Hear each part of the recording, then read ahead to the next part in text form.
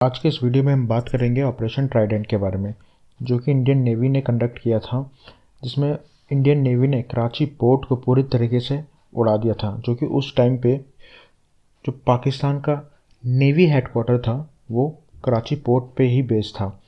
जो ये operation Trident conduct किया इंडिया ने, उसमें इंडिया की 0 कैजुअल्टी हुई थी और पाकिस्तान को इसमें बहुत भारी नुकसान हुआ था। और एक फ़न फैक्ट ये है कि पाकिस्तान ने भी इंडिया के ऊपर एक रिटेलिएशन अटैक किया था, लेकिन जिसका नुकसान पाकिस्तान को ही हुआ और इसका मजाक पाकिस्तान मजाक बन के रह गया उस अटैक के बाद। तो जानेंगे आज की इस वीडियो में कि ये ऑपरेशन ट्राइडेंट कंडक्ट क्यों किया गया था, किस वजह से 1971 वॉर में जो इंडिया ने लीड हासिल करी थी, जो इंडिया जीता था, उसमें ऑपरेशन ट्राइडेंट क्यों इतना ज़्यादा इम्पोर्टेंट था इंडिया के लिए, और जो इस ऑपरेशन की वजह से एक तरीके से पाकिस्तान की कमर टूट गई थी, वो ऐसा क्यों हुआ था। तो सबसे पहले हम जान लेते हैं कि इसका बैकग्राउंड क्या है, क्यों स्टार्ट हुई थी ये वॉर, इंडिया ने क्यों पार्टिसिपेट किया इस वॉर में, और इंडिया के सामने क्या क्या दिक्कतें थीं जिसकी वजह से इंडिया को इस वॉर में पार्टिसिपेट करना पड़ा। देखिए, सबसे बड़ी दिक्कत तो इंडिया के सामने ये थी, जो माइग्रेंट क्राइसिस इंडिया के सामने आया था ये वॉर शुरू होने से पहले, वो ही एक सबसे बड़ा चैलेंज था इंडिया के लिए। ऐसा था कि जो ईस्ट पाकिस्तान था और जो वेस्ट पाकिस्तान था, वो दोनों ही आपस में उनके बीच में टेंशन काफ़ी थी, क्योंकि जो ईस्ट पाकिस्तान यानी कि आज का बांग्लादेश था, वो पाकिस्तान के अत्याचारों से बहुत ही ज़्यादा नाखुश था, बहुत ही ज़्यादा परेशान था, क्योंकि पाकिस्तान ऐसा करता था कि उनके सारे रिसोर्सेज का इस्तेमाल करता था, उनकी जो भी ट्रेड होती थी उसका पैसा ले जाके सारे वो वेस्ट पाकिस्तान में उससे डेवलपमेंट कर रहे थे, और उसके बदले ईस्ट पाकिस्तान को कुछ नहीं दिया जा रहा था। यहाँ तक कि उनके ऊपर उन्हीं की आर्मी काफ़ी ज़्यादा अत्याचार कर रही थी। ये सोच के भी बहुत ज़्यादा बुरा लगता है कि किसी देश की आर्मी अपने ही जनता के ऊपर कैसे कोई तरह अत्याचार कर सकता है। इतनी बुरी हालत थी कि वहाँ की आर्मी अपने ही लोगों को मार रही थी, अपने ही देश की औरतों का रेप कर रही थी और बच्चों को अनाथ कर रही थी। और ये सब किया जा रहा था उनके सारे रिसोर्सेज का इस्तेमाल करके अपनी डिक्टेटरशिप पावर दिखाने के लिए, और मेन कारण ये था उनको वो इंसान मानते ही नहीं थे। वो ये मानते थे कि जो भी वेस्ट पाकिस्तान में रहता है वो सुपीरियर है एक तरीके से ईस्ट पाकिस्तान में के लोगों के मुकाबले। जो कि बंगाली बोलते हैं, उनके मुताबिक बंगाली कोई लैंग्वेज नहीं थी, वहाँ के लोगों की कोई इज्जत नहीं थी उनके लिए। तो इस वजह से जो बांग्लादेश के नागरिक थे उस टाइम पे, उन्होंने एक मुहिम छेड़ी जिसके लीडर थे शेख मुजिबुर रहमान। उन्होंने ये सपना देखा था कि बांग्लादेश आज़ाद होता है, और इस ही क्राइसिस की वजह से, इस ही पाकिस्तान के अत्याचार की वजह से जो बांग्लादेशी माइग्रेंट थे वो इंडिया की तरफ आना शुरू हो गए, और जल्द ही ये आंकड़ा 1 करोड़ के पास पहुंच गया, माइग्रेंट क्राइसिस का आंकड़ा, जिसकी वजह से इंडिया के ऊपर काफ़ी ज़्यादा बर्डन आने लगा, चाहे हम सिक्योरिटी की बात करें, चाहे हम फाइनेंशियल बर्डन की बात करें। जैसा कि आप सभी जानते हैं, अगर कोई देश अपनी बॉर्डर किसी देश के लिए खोल देता है तो एक तरीके से वो जो अनवांटेड एलिमेंट्स हैं उनको भी आमंत्रित कर रहा होता है। और ये इंडिया के केस में और भी ज़्यादा खतरनाक इसलिए हो जाता है क्योंकि ये और कोई नहीं, पाकिस्तानी एलिमेंट्स की बात हो रही थी, जो आए दिन इंडिया के ऊपर हमले करने की कोशिश करता था। अगर हम बात करें फाइनेंशियल बर्डन की, तो इंडिया के लिए ये और भी ज़्यादा चुनौतीपूर्ण इसलिए होने वाला था क्योंकि इंडियन इकॉनमी खुद ही उस टाइम पे खड़ी होने की कोशिश कर रही थी, और ऊपर से ये 1 करोड़ रेफ्यूज़ीज़ जो आ गए थे इंडिया में, उनके रहने का, उनके खाने का, उनके पीने का, उनके बच्चों की एजुकेशन का, उनके हेल्थ केयर का, सबका खर्चा भारत सरकार को उठाना पड़ता। तो इसी चीज़ से बचने के लिए जो इंडिया चाह रहा था कि वो इस वॉर में पार्टिसिपेट करे, लेकिन और इंडिया डायरेक्टली इस वॉर में पार्टिसिपेट नहीं कर सकता था बिकॉज ऑफ वेस्टर्न पावर्स, क्योंकि वेस्टर्न्स का पूरी तरह सपोर्ट पाकिस्तान की तरफ था, क्योंकि यूएस उस समय पाकिस्तानी एलाई था। ये अलायंस पाकिस्तान ने खुद ही तोड़ दी जब 1971 वॉर वो इंडिया से हारा और बांग्लादेश अलग हुआ। वो एक अलग किस्सा है, वो हम किसी और वीडियो में बात करेंगे। तो बात आती है, तो इंडिया ने 1971 वॉर में हिस्सा कैसे लिया जाए, अगर इतना ज़्यादा वेस्टर्न प्रेशर था इंडिया के ऊपर, इंडिया चाहते हुए भी नहीं पार्टिसिपेट कर सकता था। तो सबसे पहले तो इंडिया ने बांग्लादेशी लीडर जो कि शेख मुजिबुर रहमान को सपोर्ट करना शुरू किया। उनके इस आंदोलन में, उनके इस फ्रीडम फाइट में उनके ही लोगों को ट्रेन करके, ताकि वो बांग्लादेशी आर्मी के खिलाफ कुछ टाइम खड़े रहें। और इंडिया को इस वॉर में कूदने का मौका तब मिला जब पाकिस्तानी एयरफोर्स ने इंडियन एयरफील्ड के ऊपर, जो कि नॉर्थ वेस्ट इंडिया में, और इंडिया को इस वॉर में आने का मौका तब मिला जब पाकिस्तानी एयरफोर्स ने इंडिया के ऊपर हमला कर दिया। इस ऑपरेशन का नाम उन्होंने चंगेज़ खान रखा था। हालांकि इंडिया को इस ऑपरेशन के बारे में पहले से ही पता था, इंडिया की इंटेलिजेंस को पता था कि ऐसा कुछ पाकिस्तान करेगा, तो उन्होंने अपने सारे इक्विपमेंट वहाँ से हटा दिए। एक्चुअली पाकिस्तान ये कोशिश करना चाह रहा था जो अब इसराइल ने किया था 6 डे वॉर में। उन्होंने अपनी अचानक से हमला करके अपनी दुश्मन कंट्री के एयरफोर्स को तबाह कर दिया था। पाकिस्तान भी यही करना चाहता था, लेकिन उसे नहीं पता था कि इंडियन इंटेलिजेंस इतनी स्ट्रांग है और मिलिट्री हाई अलर्ट पर थी, तो उन्होंने ये हमला होने से पहले ही अपने आप को सेव कर लिया। तो इसका फ़ायदा पाकिस्तान को हुआ तो कुछ नहीं, उल्टा नुकसान और हो गया, क्योंकि इंडिया अब ऑफिशियली इस वॉर में आ चुका था। तो बात करते हैं कि हमने इंडियन नेवी को ही क्यों चुना। कोई और तरीका भी हो सकता था, इंडियन आर्मी भी जा सकती थी, एयरफोर्स भी जा सकती, तो इंडियन नेवी का ही रोल इतना इम्पोर्टेंट क्यों था और इंडियन नेवी को ही क्यों चुना गया इस ऑपरेशन के लिए।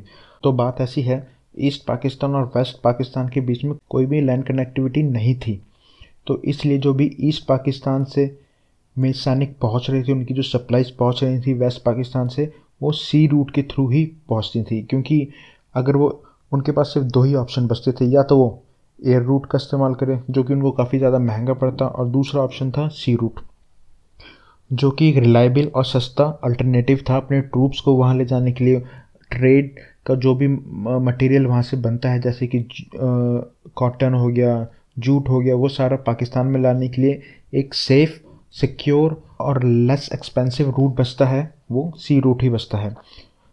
तो एक सबसे बड़ा रीज़न यही था कि अगर हमने उनके सी रूट को ही तबाह कर दिया, उनके पोर्ट को ही तबाह कर दिया, तो पाकिस्तान का लिंक जो है, ईस्ट पाकिस्तान का लिंक वेस्ट पाकिस्तान से पूरी तरीके से टूट जाएगा।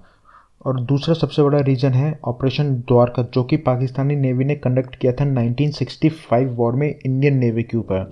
एक्चुअली क्या हुआ था कि जो 1965 तक जो हमारी नेवी थी, वो सिर्फ डिफेंस पर्पस के लिए ही हमने बिल्ड करी थी, ना कि अटैक पर्पस के लिए। लेकिन जब ऑपरेशन द्वारका कंडक्ट किया गया पाकिस्तान द्वारा, जिसका नुकसान हमें नहीं हुआ, और ऑफ कोर्स हमारी इंटेलिजेंस इतनी स्ट्रांग थी कि हमें इस ऑपरेशन के बारे में पता चल गया, तो हमारा जो नुकसान था वो बिल्कुल ना के बराबर हुआ। जो उनकी शेल की बम्बार्डिंग हुई, जो मिसाइल्स गिरी, वो एक खाली एरिया में गिरी। तो ये भी एक था कि जब इंडियन पाकिस्तानी नेवी ने इंडिया के ऊपर अटैक कर दिया था, तो उसका भी बदला एक तरीके से इंडियन नेवी को लेना था। ये तो एक बहुत बड़े रीज़न थे कि इंडियन नेवी का इस्तेमाल किया गया इस ऑपरेशन में। हालांकि 1971 की वॉर में 2 इंडियन नेवी ने ऑपरेशन किए थे, एक ऑपरेशन ट्राइडेंट और उसके बाद ऑपरेशन पाइथन। आज हम ऑपरेशन ट्राइडेंट की बात करेंगे, ऑपरेशन पाइथन की बात हम किसी और वीडियो में करेंगे। तो जानते हैं कि ऑपरेशन ट्राइडेंट में ऐसा हुआ क्या था, ऐसा क्या किया था इंडियन नेवी ने कि उनकी 0 कैजुअल्टीज़ हुई और पाकिस्तान का जो कराची पोर्ट है वो पूरी तरीके से बर्बाद हो गया। तो सबसे पहले हम जानते हैं कि कराची पोर्ट को इसलिए चुना क्यों गया। ना ही सिर्फ पाकिस्तानी नेवी का हेडक्वार्टर था, बल्कि मरीन ट्रेड का हब था ये पाकिस्तान का कराची पोर्ट। और इसके अलावा जो पाकिस्तानी नेवी की मेजर फ्लीट थी वो कराची बेस्ड ही थी। तो ये अटैक करके इंडिया पाकिस्तान को ना ही सिर्फ मिलिट्रिकली फॉल बैक देता, बल्कि इकोनॉमिकली सेटबैक भी देता, क्योंकि जो उनका मेजर ट्रेड होता था, मरीन ट्रेड, वो कराची पोर्ट से ही होता था। तो इंडियन नेवी ने कराची पोर्ट पर हमला करने का प्लान किया और इसके लिए 3 विद्युत क्लास की मिसाइल बोट का इस्तेमाल करने का फैसला हुआ, जिसके नाम थे INS निपत, INS निर्घट और INS वीर। अटैक करने के प्लान 4 दिसंबर को किया, और जब स्ट्राइक ग्रुप 460 किलोमीटर साउथ में था, तो स्ट्राइक ग्रुप यानी विद्युत क्लास की जो 3 शिप थी, उनको यहीं वेट करने के लिए कहा गया। रात होने तक का वेट उन्होंने इसी पोजीशन पे किया, क्योंकि जो पाकिस्तान की एयरफोर्स के रडार थे वो इस रेंज तक इंडियन शिप को नहीं डिटेक्ट कर पाते। और रात का समय इसलिए चुना गया क्योंकि जो पाकिस्तान की एयरफोर्स थी उनके पास नाइट अटैक करने की कैपेबिलिटी नहीं थी, और फिर रात में हुआ अटैक।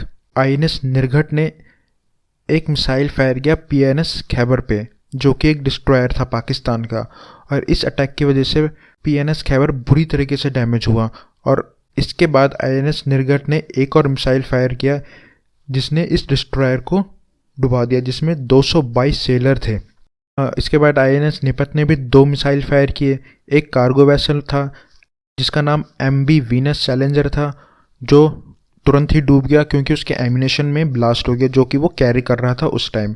और जो दूसरा मिसाइल लगा वो पीएनएस शाहजहां पर लगा, जो कि एक सी क्लास डिस्ट्रॉयर था जो बुरी तरीके से डैमेज हुआ। और फिर आईएनएस वीर कैसे पीछे रह सकता था, तो आईएनएस वीर ने भी पीएनएस मुहाफिज को डुबाया जिसमें 33 सेलर थे। और ये सब होने के बाद आईएनएस जो निपत था उसने अपना ऑपरेशन कंटिन्यू रखा और उनके ऑयल स्टोरेज को भी उड़ा दिया, जिससे उनका जो फ्यूल स्टोरेज था वो पूरी तरीके से बर्बाद हो गया। तो इस अटैक में पाकिस्तान ने अपना पूरा हेडक्वार्टर्स, अपने ऑयल स्टोरेज, अपने डिस्ट्रॉयर, लगभग 250 जो सोल्जर थे वो गंवाए। और इस अटैक में इंडियन की कैजुअलिटी हुई थी 0।